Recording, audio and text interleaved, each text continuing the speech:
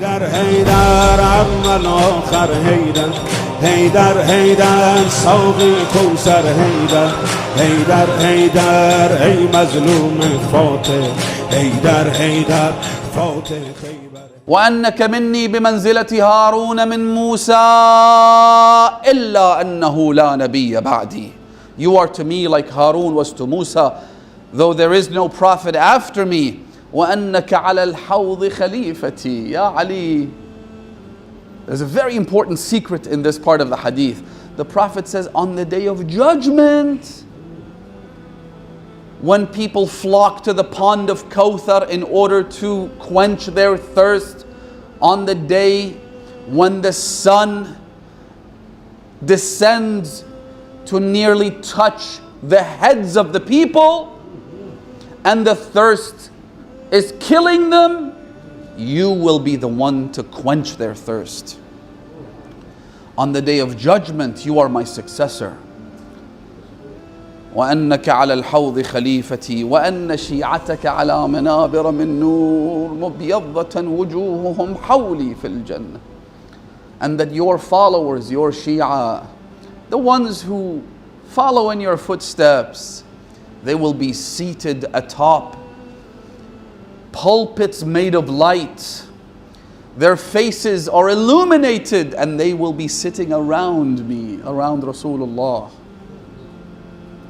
مبيضة وجوههم حولي وهم جيراني. They will be my neighbors in paradise. وأن حربك حربي وسلمك سلمي. And whoever fights you fights me. Whoever unsheathes their sword in your face has in fact struck Rasulullah. وَسِلْمَكَ سِلْمِي. Whoever is at peace with you is at peace with me. The Prophet is saying two things here. Number one, that if I speak of your actual merits, O Ali, I'm afraid people will divert away from the path of Tawheed. People will no longer believe in Allah, they will believe you to be the creator. Mistakenly, they're wrong.